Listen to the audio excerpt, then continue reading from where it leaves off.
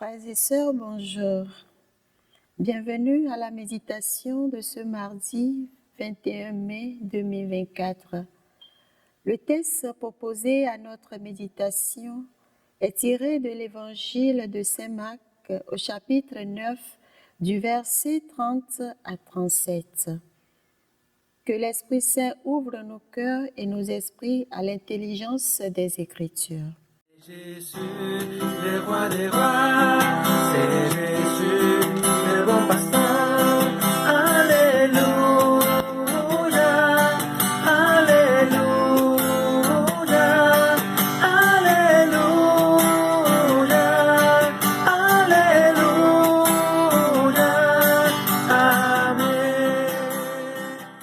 En ce temps-là, Jésus traversait la Galilée avec ses disciples, et il ne voulait pas qu'on le sache, car il enseignait ses disciples en leur disant : « Le Fils de l'homme est livré aux mains des hommes, ils le tueront, et 3 jours après sa mort, il ressuscitera. » Mais les disciples ne comprenaient pas ces paroles, et ils avaient peur de l'interroger.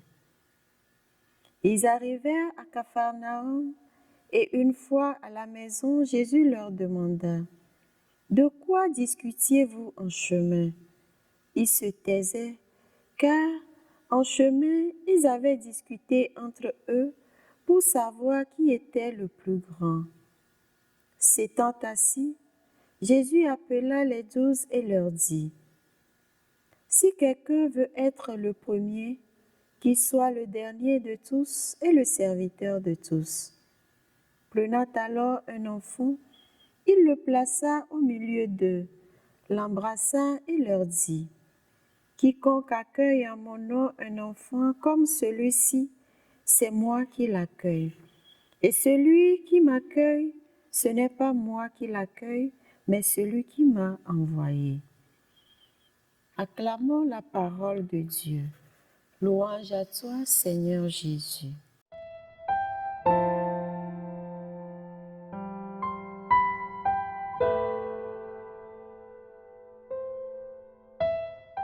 En méditant cette péricope évangélique, je me suis arrêtée sur cette phrase de Jésus à ses disciples. « Quiconque accueille en mon nom un enfant comme celui-ci, c'est moi qui l'accueille. » Que signifie pour Jésus accueillir un enfant? Qu'y a-t-il de spécial chez les enfants? Ces questions m'ont amené à chercher les qualités qu'un enfant peut avoir et j'en ai trouvé toute une panoplie. Entre autres, nous avons l'altruisme, l'esprit d'entraide, la compassion. Certainement, quand les disciples discutaient de qui est le plus grand, chacun pensait à soi, à sa position, et chacun faisait son propre projet de grandeur. Or Jésus, lui, s'est fait petit pour que nous devenions grands à notre tour. La lettre de Saint Paul, apôtre aux Philippiens, chapitre 2, verset 4, nous le dit clairement. Que chacun de vous ne soit pas préoccupé de ses propres intérêts. Pensez aussi à ceux des autres. L'altruisme est compatissant. Il ne se soucie pas de lui-même, mais d'abord à comment faire place à l'autre dans sa vie en se référant au Christ et ce que le Christ est pour ce dernier. C'est aussi quelqu'un qui accueille, qui ose la confiance même d'un inconnu et va au-delà des lois et règlements s'il le faut. C'est quelqu'un qui ne se tarde pas ou ne s'attarde pas, si on peut le dire ainsi, sur les défauts ou les mérites de l'autre.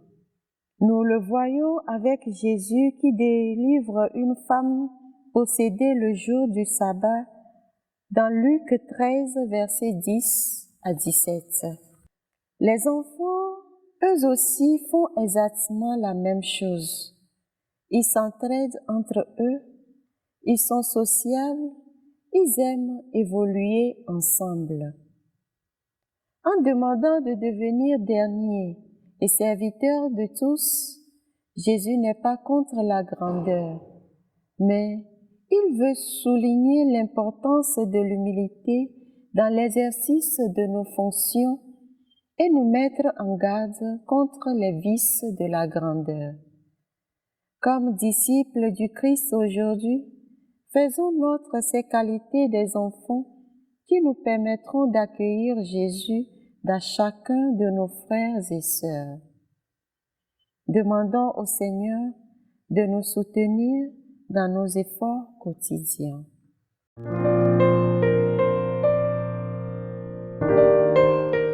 Reprenons ensemble la prière des enfants de Dieu.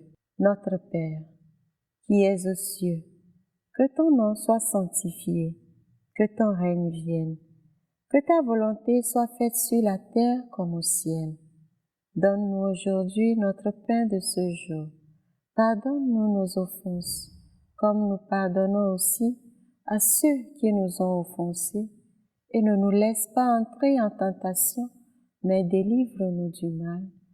Car c'est à toi qu'appartiennent le règne, la puissance et la gloire pour les siècles des siècles. Amen.